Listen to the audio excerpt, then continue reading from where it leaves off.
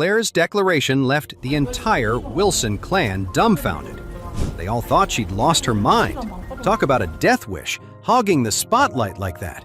What could possibly come from it besides utter humiliation? Mrand Group was the biggest conglomerate in Oris Hill.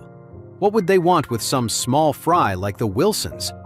Anyone volunteering for this guaranteed train wreck was doomed to fail. Harold couldn't resist mocking her. Clare, you seriously think you have a shot at landing a contract with Mrand? Wendy joined in, sneering. Get real, Clare. You know your place, and you know where Mrand sits. Strolling in there half-cocked is just going to drag our family name through the mud. Another voice chimed in. Totally. When Mrand throws her out on her butt, the Wilsons will be the laughingstock of the whole city. Clare's cheeks burned with embarrassment. Ever since marrying Charlie, her standing in the family had plummeted. She felt increasingly sidelined, nearly pushed out entirely. Even her parents were targets of constant ridicule. Deep down, Clare hoped scoring this Mrand project would cement her position and let her parents hold their heads high again. But now, getting raked over the coals by the whole clan, her confidence wavered. She shot Charlie a pained look. Why had she let him talk her into this? If she'd known it would blow up so spectacularly, she never would have stood up in the first place. Hearing their snarky commentary, Mrs. Wilson seethed with rage. After repeatedly pleading for someone to step up, no one had the guts. Now that Clare finally volunteered, these ingrates were dumping ice water on her head. The old matriarch had never been Clare's biggest fan, but at least the girl was trying to help shoulder the burden, unlike the rest of these spineless clams. Especially Harold. Her darling grandson had really let her down this time. With that, Mrs. Wilson's attitude toward Clare shifted dramatically. Enough! She barked. Since the rest of you are too chicken to try, shut your mouths. Clare will be the one to handle negotiations with Mrand Group. End of discussion. Clare swallowed hard. Don't worry, Grandma. I'll give it my all. I promise. Harold scoffed under his breath. What's the point? You're just going to crash and burn and humiliate the family. Charlie shot back. Geez, Harold, why so negative? You don't think the Wilsons are good enough to partner with Mrand? Caught off guard that Charlie dared speak up, and seeing Mrs. Wilson's darkening expression, Harold backpedaled. That's not what I meant. I just don't think Clare has a prayer of pulling this off. All right then, Charlie grinned slyly. How about a little wager? If Clare manages to open negotiations, you get down on your knees in front of everyone and knock your head on the floor 3 times, admitting you were dead wrong. But if she strikes out, I'll do the groveling. What do you say? Harold barked out a laugh. You're on, loser. No way I'll lose to a piece of trash like you. Charlie nodded, looking smug. Okay. The whole family is witness. If either of us welches, we're basically wishing death on our parents and grandparents. Knowing Harold wouldn't dare back out if it meant cursing his beloved grandma to an early grave. Mrs. Wilson would have his head. Fine by me, Harold crowed, oblivious to the trap he'd just walked into. In his mind, losing was impossible. Y'all heard it.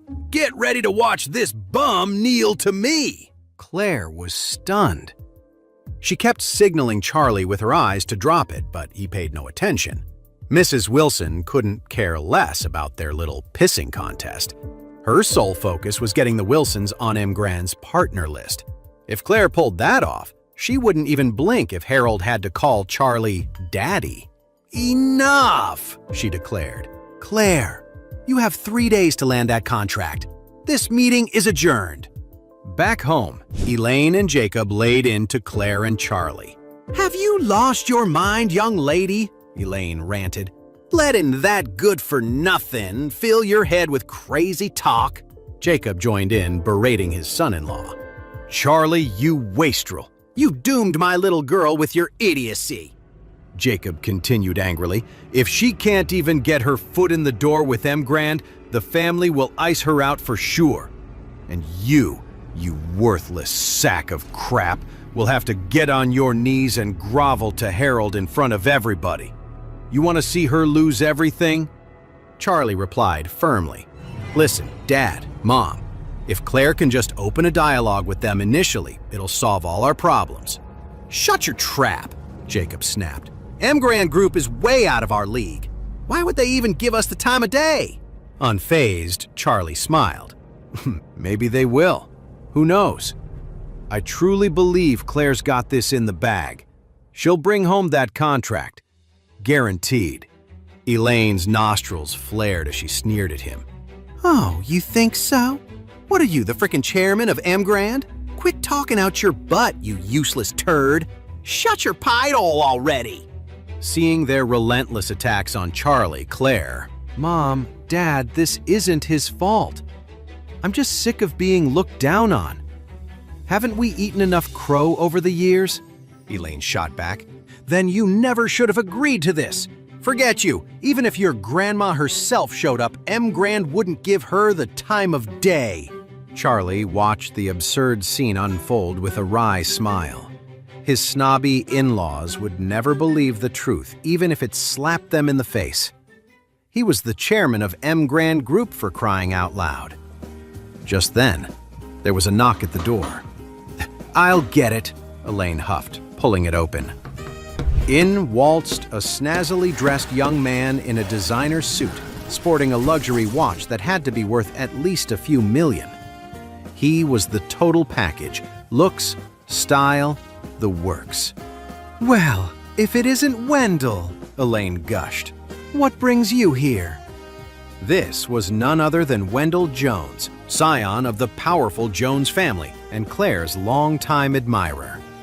Flashing a megawatt grin, Wendell explained, "Hey, Auntie, word on the street is Claire's spearheading the Mrand partnership. I'm here to offer my expertise." "Oh, you're a lifesaver!" Elaine practically swooned, welcoming him in like a conquering hero. "So, Wendell, got any bright ideas for helping Claire land this contract?" Wendell nodded confidently, completely ignoring Charlie, who might as well have been an ant on the sidewalk. He made a beeline for Claire, giving her a suave smile. "Claire, I'm a little hurt you didn't loop me in on this, but don't worry. My company has an in with Mrand. I'll have my dad pull some strings, go to bat for you 100%. In reality, Wendell's father wielded nowhere near that kind of clout. This was all a ruse to impress Claire. She'd always sensed his underlying agenda, so her reply was frosty. "That's very kind of you, Wendell. I appreciate it, but I'll handle this myself." "Are you out of your mind, girl?" Elaine sputtered in disbelief. "Wendell is graciously offering to help, and you give him the cold shoulder?" Claire fell silent, but Charlie piped up, clearly amused. "Color me curious, Mr. Jones. What exactly can you do to grease the wheels? Mrand Group is a massive conglomerate. You really have the juice to get Claire that contract?" Wendell scoffed, oozing disdain. "Oh, please, what do you know? The Joneses and Mrand go way back. We're tight as ticks. A third of this $2 billion deal is earmarked for us. I'll have Dad carve out a few million from our cut and subcontract it to Claire. Just like that, mission accomplished. She delivers the goods to her family." "Well," Charlie feigned astonishment, "I had no idea your family was so deeply entrenched with Mrand." "Damn straight," Wendell declared smugly. "Everybody who's anybody in Oris Hill knows the Jones name is synonymous with Mrand Group. We're in lockstep." Wendell turned to Charlie with a sneer. "Listen up, chump. Stop holding Claire back like some bottom-feeding toad in a well. A loser like you can't give her anything. You're just a roadblock to her success."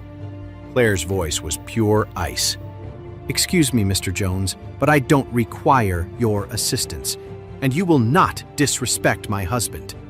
Flabbergasted, Wendell sputtered. "Are you kidding me, Claire? I'm throwing you a lifeline here, and you're still defending this man? What could he possibly offer you?" "He is not worthless," Claire declared firmly. "He is my husband." Wendell was seething now, his face twisted in fury. Fine then, look a gift horse in the mouth. We'll see how well you manage this mess solo. When it all blows up in your face, don't come crying to me that I didn't throw you a bone. He whipped around and stormed out, slamming the door so hard it rattled. Elaine moved to chase after him, but he was long gone. Smacking her thighs in frustration, she rounded on Charlie, jabbing a finger in his face. "This is all your damn fault, you useless sack of crap! The only thing you're good for is screwing things up for her! Mr. Jones was going out of his way to extend an olive branch and you had to piss him off!" Charlie just shrugged, unfazed. "Mom, he was all talk. The guy can't even snag a deal with Mrand himself. How's he supposed to bail out Clare?"